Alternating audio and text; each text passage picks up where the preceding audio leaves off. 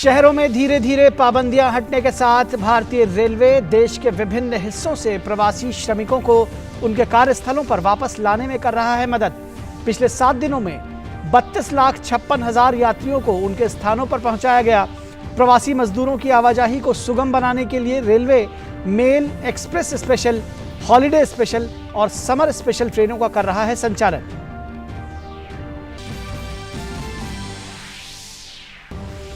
Corona के खिलाफ टीकाकरण अभियान में तेजी से आगे बढ़ रहा है देश। अब तक 27 करोड़ 62 लाख से अधिक लोगों को लगे कोविड के टीके। कल 33 लाख वैक्सीन की डोज दी गई। 18 से 44 वर्ष आयु वर्ग को अब तक 5 करोड़ 50 लाख से ज्यादा खुराक दी गई। कोविड संक्रमण के मामलों में कमी आने के साथ ही राज्यों में अनलॉक की प्रक्रिया जारी। तेलंगाना में आज से हटेगा लॉकडाउन। वहीं कर्नाटक में अनलॉक 2 की कल होगी शुरुआत। 5% से कम संक्रमण वाले जिलों में लॉकडाउन की पाबंदियों में मिलेगी और ढील। इस बीच गोवा में कोरोना कर्फ्यू की अवधि को 1 सप्ताह और बढ़ाया गया। ब्राजील में कोविड-19 से मरने वालों की संख्या 5 लाख के पार। रियो डी जेनेरो में राष्ट्रपति के खिलाफ सड़कों पर उतरे हजारों लोग। कोविड संकट के प्रबंधन में लापरवाही को लेकर हो रहे हैं विरोध प्रदर्शन।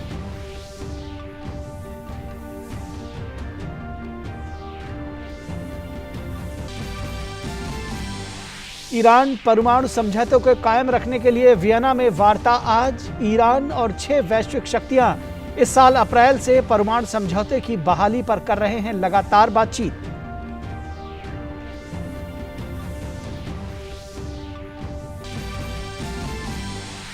और विश्व टेस्ट चैंपियनशिप के खिताबी मुकाबले के दूसरे दिन भारत ने 3 विकेट पर बनाए 146 रन। खराब मौसम के कारण दूसरे दिन का खेल हुआ केवल 64.4 ओवर।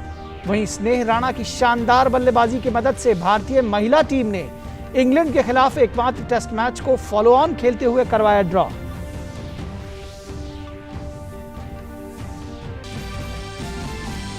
और यूरो कप के रोमांचक मुकाबले में जर्मनी ने गत विजेता पुर्तगाल को 4-2 से हराकर नॉकआउट दौर में पहुंचने की उम्मीदों को रखा बरकरार। पोलैंड के खिलाफ 1-1 से ड्रॉ खेलने के बाद स्पेन की ग्रुप ई में मुश्किल बढ़ी।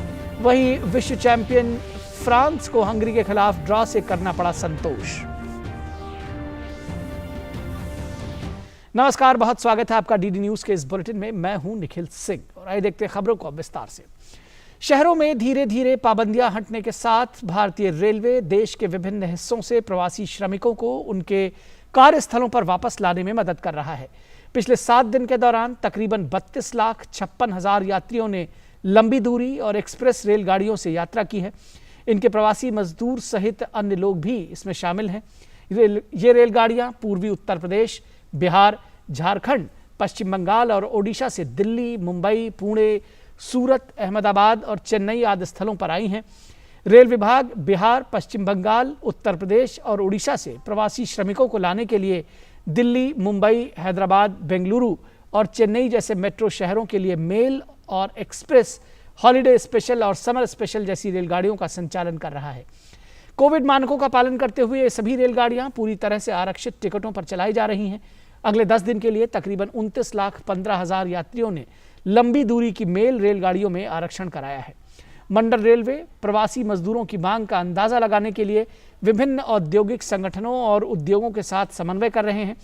प्रवासी मजदूरों की आवाजाही को सुगम बनाने के लिए रेलवे मेल और एक्सप्रेस स्पेशल, हॉलिडे स्पेशल और समर स्पेशल ट्रेनों का संचालन कर रहा है। और कोरोना के खिलाफ टीकाकरण अभियान में भारत तेजी से आगे बढ़ रहा है। केंद्रीय स्वास्थ्य एवं परिवार कल्याण मंत्रालय के मुताबिक राष्ट्रव्यापी टीकाकरण अभियान के तीसरे चरण के तहत देश में अब तक 27 करोड़ 66 लाख से अधिक कोविड टीके लगाए गए हैं। वहीं 18 से 44 वर्ष आयु वर्ग के 20,49,000 से अधिक लाभार्थियों ने शनिवार को कोविड-19 वैक्सीन की पहली खुराक ली। भारत कोविड-19 के खिलाफ लड़ाई को मजबूत करने के लिए दुनिया का सबसे बड़ा टीकाकरण अभियान चला रहा है। टीकाकरण अभियान के 155वें दिन 38 लाख से अधिक कोविड टीके लगाए गए। देश में तीसरे चरण के तहत 18 से 44 वर्ष आयु वर्ग के टीकाकरण अभियान में तेजी आई है। देश में कोविड-19 टीकाकरण अभियान के तीसरे चरण के तहत 18 से 44 वर्ष के आयु समूह के लोगों को अब तक 5,50,00,000 से ज्यादा खुराकें दी गई हैं। स्वास्थ्य मंत्रालय का कहना है कि जांच, पहचान, इलाज और कोविड के अनुरूप बर्ताव के साथ साथ टीकाकरण भी इस महामारी के प्रकोप को रोकने और इससे संबंधित व्यवस्था के लिए सरकार की व्यापक रणनीति का अभिन्न हिस्सा है। केंद्र और राज्य सरकारों के सहयोग से किए जा रहे सतत प्रयासों का नतीजा है कि देश में कोरोना की रफ्तार तेजी से काबू में आ रही है। दैनिक नए मामलों की संख्या में लगातार कमी दर्ज की जा रही है। देश भर में पिछले 24 घंटों में 60,753 नए मामले दर्ज किए गए हैं। वहीं पिछले 24 घंटों में 97,743 मरीज उपचार करवाकर स्वस्थ हो चुके हैं। लगातार 12वें दिन देश में कोविड-19 के नए मामलों की संख्या 1 लाख से कम दर्ज की गई। सक्रिय मामलों की संख्या गिरकर 7,60,019 हो गई है। यह 74 दिनों के बाद हुई सबसे ज्यादा कमी है। लगातार 37वें दिन स्वस्थ होने की दैनिक संख्या नए संक्रमित हुए मामलों से कहीं ज्यादा है।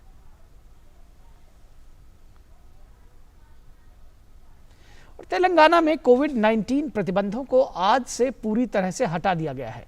मुख्यमंत्री के चंद्रशेखर राव की अध्यक्षता में हुई राज्य की कैबिनेट की बैठक में प्रतिबंधों को पूरी तरह से हटाने और 1 जुलाई से शैक्षणिक संस्थानों को ऑफलाइन कक्षाओं के लिए खोलने का फैसला किया गया।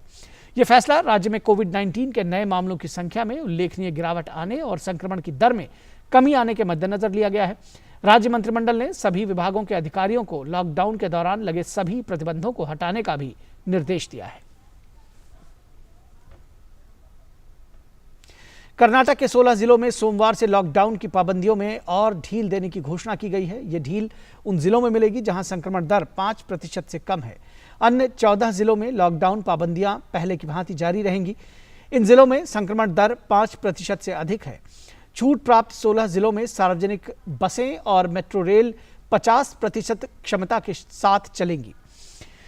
दुकानें शाम 5 बजे तक खुलेंगी और होटल 50% क्षमता के साथ खुल सकेंगे। हालांकि तरणताल, सिनेमा हॉल्स, पूजा स्थल और शॉपिंग मॉल्स बंद रहेंगे।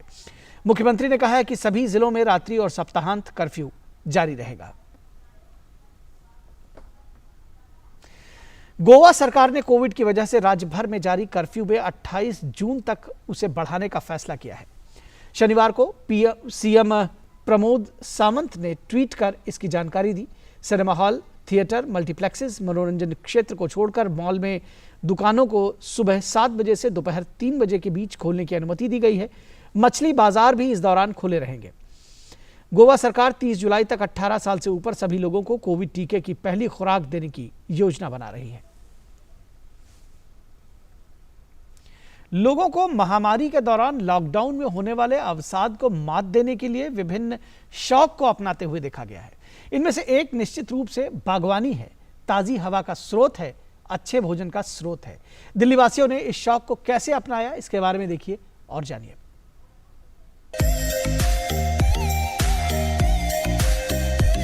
कल्पना कीजिए कि अनार, आम, भिंडी, विभिन्न प्रकार की लौकी और मौसमी सब्जियां आपकी बालकनी में उगती। शहरी जीवन में यह सब तब तक असंभव लग रहा था जब तक कि महामारी के दौरान सब कुछ एक ठहराव पर नहीं आ गया। के रे एक 88 वर्षीय वरिष्ठ नागरिक हैं जिन्होंने महामारी के शुरू होते ही सब्जियां उगाना शुरू कर दिया था, जो कि अब उनका शौक बन गया है।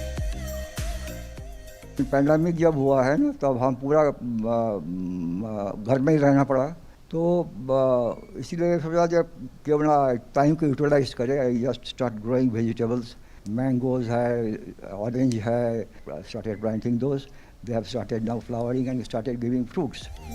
ऐसे ही माँ बेटी की एक जोड़ी लक्ष्मी और नित्या ने इस समय का फायदा उठाया और अपने बागवानी के शौक को बढ़ाया और इसे एक छोटे व्यवसाय के रूप में बदल दिया। जहाँ पे मिट्टी है, हवा है, धूप है, गमले हैं, आप अपनी कृषि वहाँ पे भी स्टार्ट कर सकते हैं। अगर आप सोशल मीडिया पे जाएंगे, कितने लोगों के अब फोटोज़ आते हैं। गार्डनिंग ग्रुप्स इतनी बढ़ गई हैं, फेसबुक पे हो गया या इंस्टाग्राम पे हो गया, जहाँ पे लोग टिप्स शेयर कर रहे हैं, एक दूसरे को सीड्स भेजते हैं। कई लोगों ने अपने पड़ोसियों को किचन गार्डनिंग करने के लिए प्रेरित किया है और अपनी उपज का उपयोग रोजमर्रा की जिंदगी में खाना पकाने के लिए करते हैं। अगर आउटडोर के लिए प्लांट है तो उसके लिए हम अच्छा चीज़ सजेस्ट करते हैं कि कौन सा प्लांट अच्छा बेटर चलेगा। बाकी इंडोर का प्लांट है, इंडोर के लिए भी सजेस्ट करेंगे कौन सा चीज़ अच्छा चलेगा। मिर्ची हो गया, टमाटर हो गया, धनिया हो गया, पुदीना हो गया, ये सब चीज़ लोग लेके जाते हैं। बाकी आपके मेडिसिनल प्लांट भी लेते हैं लोग, जैसे कि मेडिसिनल प्लांट में बहुत सारी चीज़ें आते हैं, वो सब चीज़ लेते हैं। बैंगन, टमाटर, शिमला मिर्च, पुदीना, तुलसी या हरी मिर्च उगाना काफी किफायती है और शहरी परिवार अपनी छतों और बालकनियों के किचन गार्डन में पौष्टिक सब्जियां उगा रहे हैं, खुद से खाद बना रहे हैं और अपने घर को हरा भरा कर रहे हैं। मेघना देव की रिपोर्ट, डीडी न्यूज। तो अगर आपके घर में भी खाली जगह है, स्थान है, तो आप भी किचन गार्डनिंग कर सकते हैं। बुलेटिन में फिलहाल यहाँ रुकेंगे एक छोटे से ब्रेक के लिए, कहीं मत जाइएगा, जल्द हाजिर होंगे।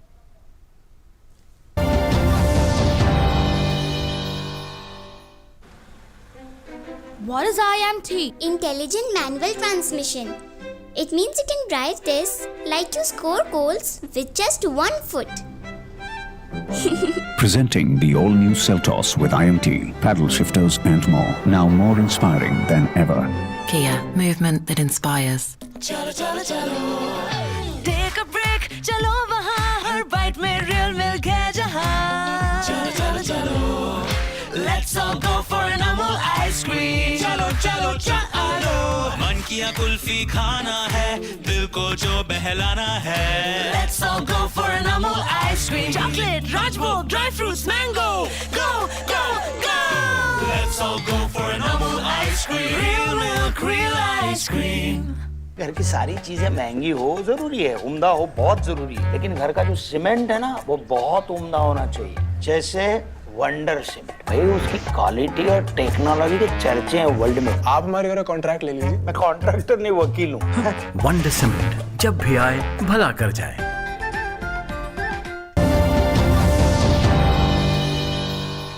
ब्रेक के बाद एक बार फिर आप सभी का स्वागत है और खबर ब्राजील से। ब्राजील में कोरोना महामारी से मरने वालों का आंकड़ा 5 लाख के पार हो गया है। ब्राजील के राष्ट्रपति जायर बोल्सोनारो के खिलाफ देश भर में कोविड-19 संकट के प्रबंधन को लेकर विरोध प्रदर्शन हो रहे हैं। शनिवार को भी रियो डी जेनेरो में हजारों लोग कोविड-19 प्रबंधन को लेकर राष्ट्रपति बोल्सोनारो और सरकार के रुख के खिलाफ सड़कों पर उतर आए। प्रदर्शनकारियों ने राष्ट्रपति बोल्सोनारो पर कोविड के खिलाफ टीकाकरण में लापरवाही और मास्क पहनने की जरूरत पर सवाल उठाने को लेकर आरोप लगाए। ब्राजील में अब तक 1,78,83,000 से ज्यादा मामले सामने आ चुके हैं। वहीं कोरोना से हुई मौतों के आंकड़े के बाद अमेरिका के बाद दूसरा देश ब्राजील बन गया है। और ईरान परमाणु समझौते की फिर से बहाली पर बातचीत करने वाले पक्ष आज वियना में एक औपचारिक बैठक करेंगे। चीन, फ्रांस, जर्मनी, रूस, यूनाइटेड किंगडम और ईरान के प्रतिनिधि वार्ता में हिस्सा लेंगे। यूरोपीय संघ के एक बयान के मुताबिक प्रतिभागी परमाणु समझौते के लिए अमेरिका की संभावित वापसी और इसके पूर्ण और प्रभावी कार्यान्वयन को सुनिश्चित करने के तरीकों पर चर्चा करेंगे। अप्रैल के बाद से वियना JCPOA संयुक्त आयोग के सत्रों और विभिन्न स्वरूपों में अनौपचारिक बैठकों की मेजबानी कर रहा है, जिसका उद्देश्य 2015 के परमाणु समझौते को टूटने से बचाना है। और खबर क्रिकेट के मैदान से। भारत और न्यूजीलैंड के बीच वर्ल्ड टेस्ट चैंपियनशिप के फाइनल के दूसरे दिन का खेल खराब रोशनी के कारण समय से पहले खत्म करना पड़ा। खेल खत्म होने के समय भारत ने 3 विकेट के नुकसान पर 146 रन बनाए थे। विराट कोहली और अजिंक्य रहाणे नाबाद लौटे। इससे पहले इस खिताबी मुकाबले में न्यूजीलैंड ने टॉस जीतकर गेंदबाजी करने का निर्णय लिया। रोहित शर्मा और शुभमन गिल ने भारत को अच्छी शुरुआत देते हुए पहले विकेट के लिए अर्धशतकीय साझेदारी निभाई। रोहित और गिल ने पहले विकेट के लिए 62 रन जोड़े। काइल जैमिसन ने रोहित शर्मा को 34 रन पर आउट करके इस साझेदारी को तोड़ा। शुभमन गिल भी जल्द ही 28 रन बनाकर पवेलियन लौट गए। पुजारा भी कुछ खास नहीं कर पाए और केवल 8 रन बनाकर बोल्ट की गेंद पर आउट हो गए। कप्तान कोहली ने रहाणे के साथ मिलकर पारी को संभालने की कोशिश की। दिन का खेल खत्म होने का समय कोहली 44 और रहाणे 29 रन बनाकर नाबाद रहे। इस महामुकाबले का पहला दिन बारिश के कारण पूरी तरह से धुल गया था। वहीं दूसरा दिन भी केवल 64.4 ओवर का ही खेल हो पाया। और बात करें भारतीय महिला टीम की, जो क्रिकेट टीम है उसकी शानदार खेल की। अपना पहला टेस्ट मैच खेल रही ऑलराउंडर स्नेह राणा की शानदार अर्धशतकीय पारी और तानिया भाटिया के साथ 9वें विकेट के लिए 104 रन की रिकॉर्ड साझेदारी की मदद से भारतीय महिला टीम ने इंग्लैंड से एकमात्र टेस्ट मैच ड्रॉ करा लिया है। इंग्लैंड ने पहली पारी में 9 विकेट पर 396 रन बनाए थे और उसे घोषित कर दिया था, जिसके जवाब में भारतीय टीम पहली पारी में 231 रन पर सिमट गई और मेजबानों ने उसे फॉलो ऑन दिया। दूसरी पारी में भारत ने शेफाली वर्मा, दीप्ति शर्मा और स्नेह राणा की अर्धशतकीय पारी की मदद से 8 विकेट पर 344 रन बनाए। शेफाली ने 63 और दीप्ति शर्मा ने 54 रन की पारी खेली। स्नेह ने पहले 8 विकेट के लिए शिखा पांडे के साथ मिलकर 41 रन जोड़े। इसके बाद स्नेह और तानिया भाटिया के बीच 9वें विकेट के लिए 90 रन की रिकॉर्ड साझेदारी हुई। वहीं स्नेह राणा 80 रन बनाकर नाबाद रहीं। तानिया भाटिया ने नाबाद 44 रन बनाए। अपने पहले ही टेस्ट मैच की दोनों पारियों में अर्धशतक लगाने वाली 17 वर्षीय भारतीय सलामी बल्लेबाज शेफाली वर्मा को प्लेयर ऑफ द मैच चुना गया। बात फुटबॉल की। जर्मनी ने 2 ऑन गोल की मदद से पुर्तगाल को 4-2 से हराकर यूरो कप में अपनी पहली जीत हासिल कर ली है। पुर्तगाल ने शानदार शुरुआत करते हुए 15वें मिनट में कप्तान क्रिस्टियानो रोनाल्डो को गोल की मदद से मुकाबले में 1-0 की बढ़त हासिल की। हालांकि 35वें मिनट में पुर्तगाल के रूबेन डियाज गलती से अपने ही गोल पोस्ट में गेंद को मार बैठे। 4 मिनट बाद ही पुर्तगाल की तरफ से एक और ऑन गोल देखने को मिला। पुर्तगाल के राफेल गुएरो भी गलती से अपने ही गोल पोस्ट में गोल डाल दी, जिसकी मदद से जर्मनी ने 2-1 की बढ़त बना ली। दूसरे हाफ में काई हेवेट्ज और रॉबिन गॉन्सन्स ने जर्मनी की तरफ से 2 और गोल करने में सफलता पाई। पुर्तगाल की तरफ से डियोगो जोटा ने 67वें मिनट में गोल किया। और यूरो कप के ही एक अन्य मुकाबले में ग्रुप ई में स्पेन को पोलैंड के खिलाफ 1-1 के ड्रॉ से संतोष करना पड़ा। इस ड्रॉ के बाद स्पेन की मुश्किलें बढ़ गई हैं। पहले मुकाबले में स्वीडन के खिलाफ भी उन्हें ड्रॉ से संतोष करना पड़ा था। पोलैंड के खिलाफ मैच में स्पेन अल्वारो मोराता के 25वें मिनट में किए गए गोल की मदद से 1-0 की बढ़त बनाई। स्पेन ने अपने इस बढ़त को पहले हाफ के खेल खत्म होने तक बरकरार रखा। दूसरे हाफ की शुरुआत में पोलैंड के स्टार स्ट्राइकर रोबर्टो लेवेंडोव्स्की ने गोल करके मुकाबले को 1-1 की बराबरी पर ला दिया। यह उनका इस साल प्रतियोगिता में पहला गोल है। स्पेन ने इसके बाद गोल करने के कुछ और प्रयास किए, लेकिन उन्हें हर बार नाकामी ही हाथ लगी। इस मुकाबले के ड्रॉ हो जाने के बाद स्पेन ग्रुप ई में 3रे स्थान पर खिसक गया है, वहीं पोलैंड अंतिम स्थान पर है। और यूरो कप के महासंग्राम में ग्रुप एफ के महामुकाबले में शनिवार को बुडापेस्ट में खेले गए मैच में विश्व चैंपियन फ्रांस का सामना हंगरी से हुआ। मुकाबले में दोनों ही टीमों ने शानदार खेल दिखाया। हालांकि इस कड़ी में हंगरी की टीम ने पहले हाफ के स्टॉपेज टाइम में गोल कर 1-0 की बढ़त बना ली। हंगरी की ओर से यह गोल एटिला फियोला ने किया, जिनका हंगरी ने के लिए यह केवल दूसरा अंतर्राष्ट्रीय गोल रहा। हालांकि खेल के दूसरे हाफ में फ्रांस के स्टार खिलाड़ी एंटोनो ग्रीजमैन ने गोल कर मैच को 1-1 की बराबरी पर ला दिया। इसके बाद मैच में और कोई गोल नहीं हुआ और मुकाबला 1-1 की बराबरी पर खत्म हो गया। और विकास यहां पर फिलहाल विकास कृष्णा से जुड़ी एक खबर बताएंगे, लेकिन उससे पहले रुकेंगे एक छोटे से ब्रेक के लिए। कहीं मत जाइएगा, जल्द हाजिर होंगे। आज कौन सी कुल्फी खाने का मूड है? केसर वाली कश्मीरी या इलायची वाली पंजाबी, बादाम पिस्ता वाली बॉम्बे कुल्फी या केवड़ा में घुली राजस्थानी, रोज वाली गुलकंदी या फिर केसर हल्दी? अमूल कुल्फी आपके हर मूड के लिए।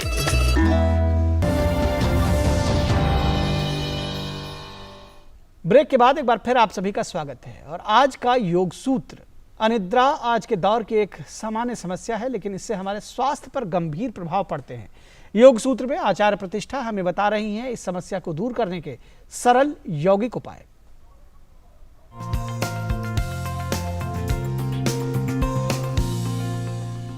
अनिद्रा की स्थिति यदि है तो ऐसे में योग हमारे लिए बहुत बहुत सहायक हो सकता है। अगर आपको भी लगता है कि आपको नींद नहीं आ रही है ढंग से, और ख़ास तौर पे जब हम वर्क फ्रॉम होम कर रहे हैं, लॉकडाउन में हैं, तो हमारा सोने जगने का समय कोई निर्धारित नहीं रह गया, हम बिस्तर पे पड़े रहते हैं पर सो नहीं पाते, तो ऐसे में आपको रात्रि में सोने से पहले ये करना है जो हम आपको आज सिखा रहे हैं। यानी पहली चीज़, अपने सोने का समय निर्धारित कीजिए।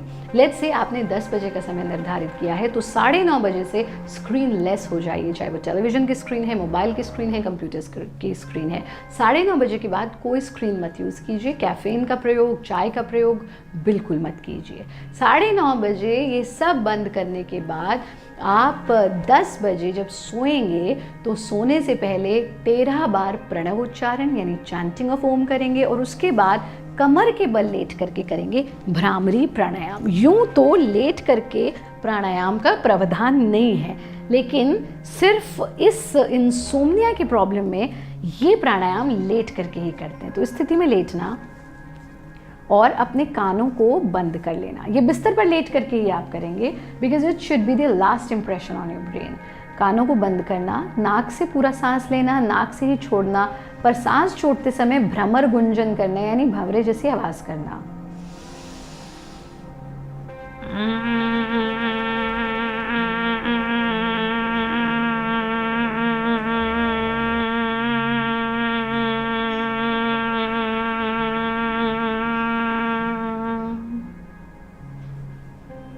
कानों को खोल लेना, हाथों को वापस ले आना।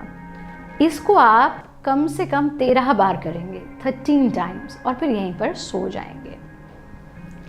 ये ध्यान रहे कि जैसा कि हमने कहा that this should be the last impression on your brain. इसके बाद वैसे तो आपको नींद आ ही जाएगी, पर अगर ना आए तो कोई भी एक मंत्र ले लीजिए, गायत्री मंत्र ले लीजिए, या जिस भी धर्म, जिस भी संस्कृति, जिस भी परंपरा से आप हैं उसका कोई मंत्र ले लीजिए और मानसिक रूप से उसका जाप करते रहिए। जाप बहुत सुगम तरीका है ध्यान का। अगर आप ऐसा करेंगे आपको बेहतर तरीके से नींद आएगी, आप स्वस्थ रहेंगे, और नियमित रूप से योगाभ्यास ज़रूर करें यदि आप स्वस्थ रहना चाहते हैं।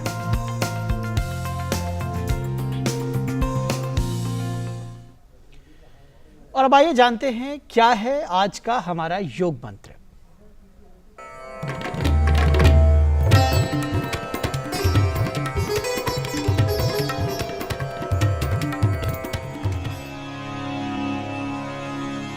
हे अर्जुन, जिसको संन्यास कहते हैं उसी को तू योग जान, क्योंकि संकल्पों का त्याग ना करने वाला कोई भी पुरुष योगी नहीं होता।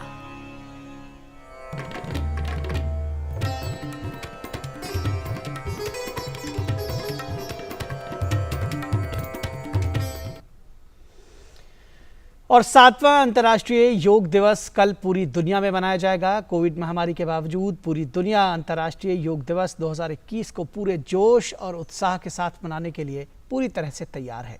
संयुक्त राष्ट्र में भारत के स्थायी प्रतिनिधि टी.एस. तिरुमूर्ति के अनुसार संयुक्त राष्ट्र 21 जून को न्यूयॉर्क के समयानुसार सुबह 8:30 बजे से एक वर्चुअल कार्यक्रम आयोजित करेगा। तिरुमूर्ति ने कहा है कि इस साल के समारोह में योगा फॉर वेलबींग यानी स्वस्थ रहने के लिए योग पर एक दिलचस्प संवाद खंड शामिल है। हर साल की तरह इस साल भी भारत के स्थायी मिशन ने सदस्य राज्यों के सभी मिशनों को योग मैट और किताबें वितरित करने की पहल की है। उन्होंने कहा कि संयुक्त राष्ट्र ने दुनिया भर में काम कर रहे अपने कर्मचारियों को योग और मेडिटेशन करने की सलाह दी है और स्वास्थ्य युक्तियां सुझाई हैं।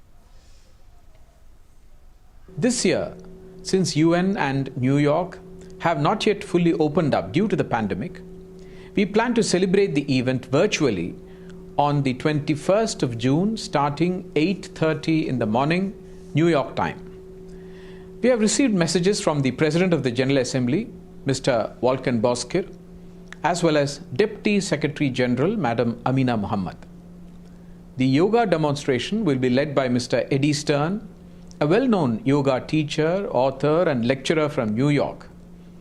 We will also have a very interesting interactive dialogue segment on yoga for well-being, which will have Padma Shri Madam Nouf Marawi, President of the Saudi Arabia Yoga Committee from Riyadh, and Dr. Krishna Raman, founder of Medi Yoga Clinic from Chennai, and moderated by Mr. Sam Rudra Schwartz of the Integral Yoga Institute of New York. The Permanent Mission of India has also taken the initiative to distribute yoga mats and books to all missions of member states to the United Nations. I'm happy to note that the UN has recommended practice of yoga and meditation in its health and well-being tips for the UN personnel all around the world. और अंतर्राष्ट्रीय योग दिवस के 7वें संस्करण को मनाने के लिए दुनिया भर में भारतीय उच्चायोग 20 और 21 जून को विभिन्न कार्यक्रमों का आयोजन कर रहे हैं। केन्या में भारतीय उच्चायुक्त डॉक्टर वीरेंद्र पॉल ने कहा है कि केन्या में योग दिवस के लिए उत्साह हमेशा की तरह अधिक है। केन्या के विदेश मंत्री 20 जून को योग की शानदार प्रस्तुति देने जा रहे हैं। इसके अलावा बड़ी संख्या में योग के प्रति उत्साही लोग योग और इसके लाभ को ऑनलाइन बढ़ावा देने में जुटे हुए हैं। The virus has caused considerable anxiety, and the COVID safety protocols understandably won't allow the usual scale of celebrations. But one thing is very clear in Kenya, and it can be felt in the air that despite all these constraints, the enthusiasm for yoga here in this country is as high as ever. The Minister of State for Foreign Affairs and the Governor of the Busia County, thanks to their initiative, there is going to be a spectacular Yoga Day presentation on the shores of the beautiful Lake Victoria tomorrow afternoon. A large number of yoga enthusiasts, instructors and the supporters of traditional systems of medicine, the proponents of holistic medicine, they are in their own way using the social media tools to promote yoga and its benefits. तो इस bulletin में बस इतना ही। आगे देखिए स्वास्थ्य से जुड़ा हमारा विशेष कार्यक्रम टोटल हेल्थ। हमें दीजिए इजाजत। नमस्कार।